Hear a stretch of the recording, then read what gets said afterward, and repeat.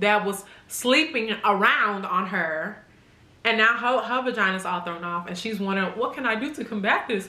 Oh my gosh, my pussy is not smelling the best. My love is your love is mine.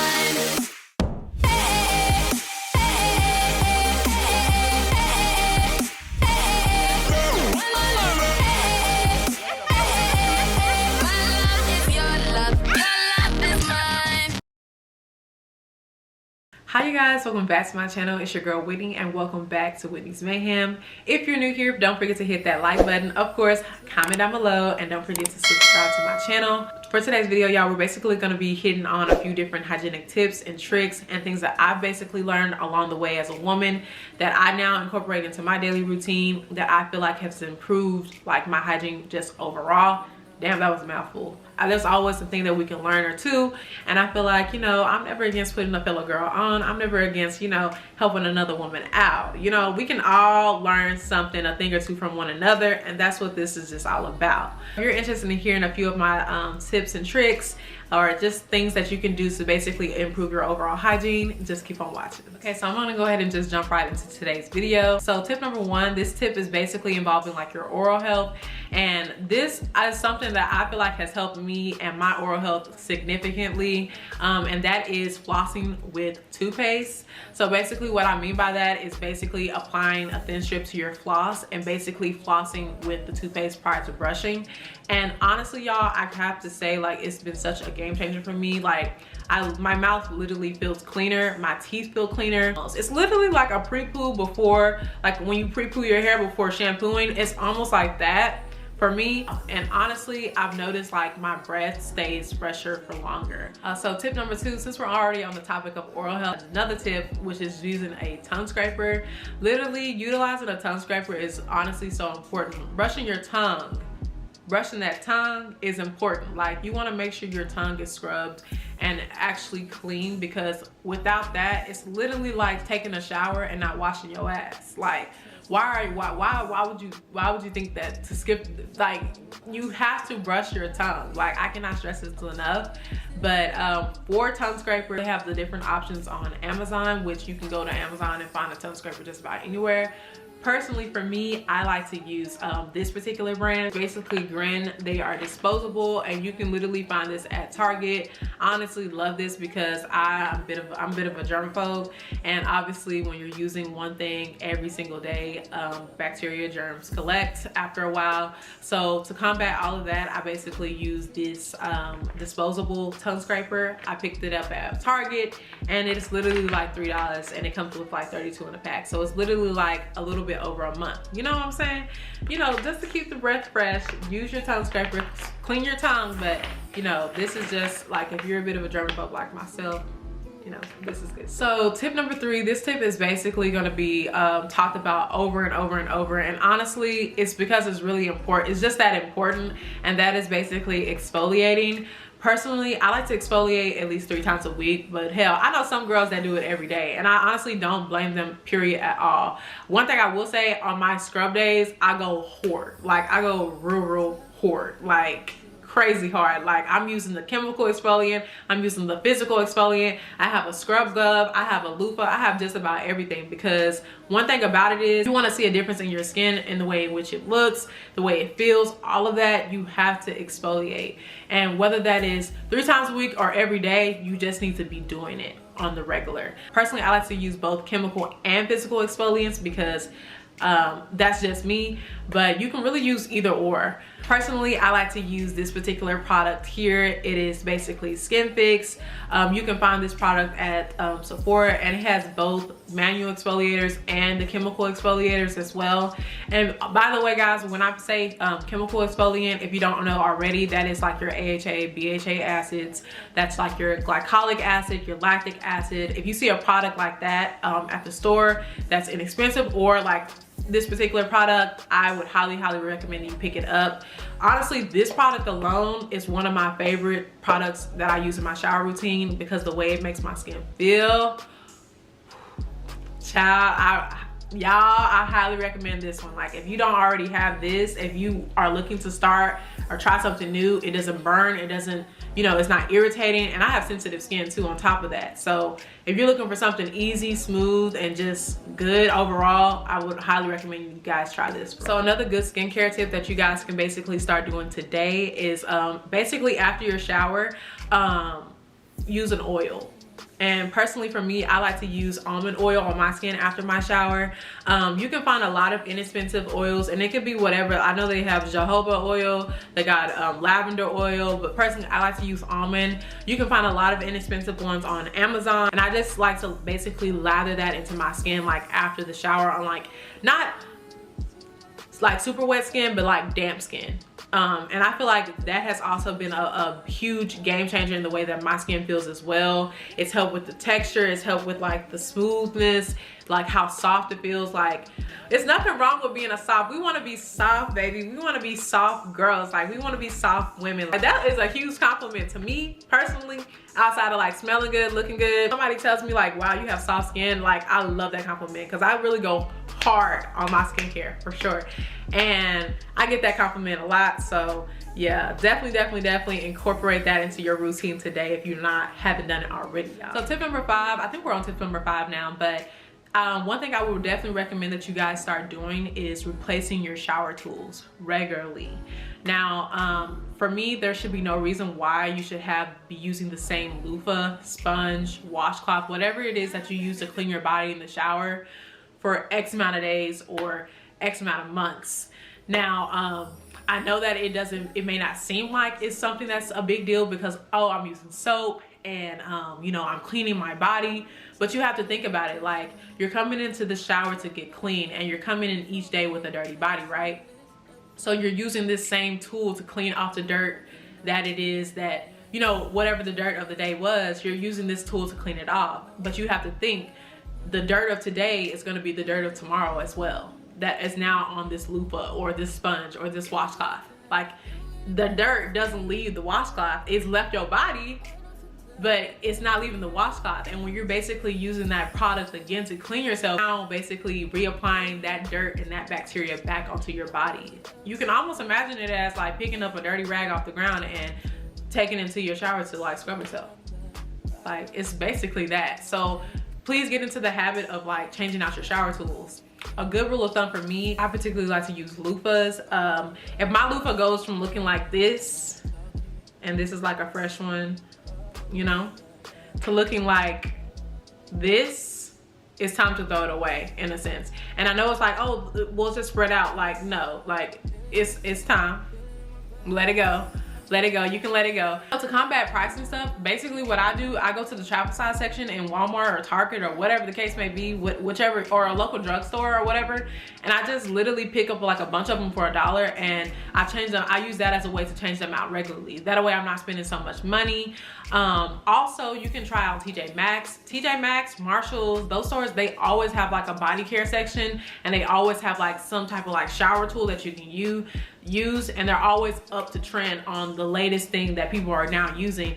I know for a fact like people are starting to use like the silicone products, and those are honestly, I would say that they're pretty good. The only thing I don't like about them is that I feel like I have to use a lot more soap to get the lather that I need on the silicone product. But if you're into like cleanliness and things of that nature, get like a silicone product, and you know, clean it regularly, disinfect it. You can disinfect those. Your skin, we got thunder and lightning. It is thundering and lightning and striking in Dallas, okay? Like, it has been doing this all day, and I'm honestly sick of it, but I'm just glad I'm at home. But yeah, anyways, like, this next tip, I feel like it's something like that goes unnoticed, and I feel like it's one of those things that you really just don't think about. But leaving your razor in the shower is not good, guys.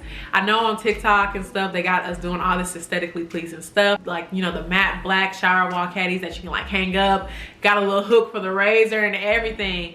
But honestly, leaving your razor in the shower not only causes it to rust faster, but it also, when you're now using that rusty razor to like shave your skin, it now leads to things like razor bumps, razor burns, ingrowns, like all the things that we don't fucking want. Like, all the things that we are constantly trying to avoid can now develop because you're using a razor that you now left in the shower. Like, you have to remove your razor from the shower. Also, while we're on the subject of like ingrowns and things like of that nature, one thing that has been helping me with my care down there and from like my overall skin, like when I do shave or when I get a wax, is this particular product. It is Topicals. I honestly, I've been using this product for the last 3 weeks, and I've honestly noticed a huge significant difference in my skin down there. I know people recommend waxing to help combat like ingrowns, but for me, it made it worse. Like, it made the shit worse, and it honestly annoyed the hell out of me. Here I was thinking that waxing was gonna basically be like the thing that resolves it, and in a sense, it made it a lot worse. I think I just have sensitive skin, really. But using this particular product has honestly helped me a lot, like down there. It not only has like lightened those ingrown areas of like the scars that have developed, also has helped to stop like the ingrowns from coming. Like, since my last wax, like I haven't really had an ingrown. This is not sponsored by any means. Like, this is just really a good product, and on top of that, it's black owned, so we love that. We love a little black owned product. We love when our black girls are doing amazing things, and this is definitely an amazing product. So I would definitely recommend that y'all try this. Since we're already on the topic of like razors, removing them from the shower, let's just go ahead and segue into the next tip, and that is basically shaving unwanted body hair. Naturally, obviously, we're supposed to have body hair. That's just a natural thing. It's meant to protect our skin and stuff. But excessive body hair in certain areas of our body is just not needed. And honestly, they trap odor, bacteria, and it just causes us to stink. And yes, I know the good Lord said he wanted me to have some body hair to keep me warm and to protect my skin. But child, I don't need all that. I don't need all that.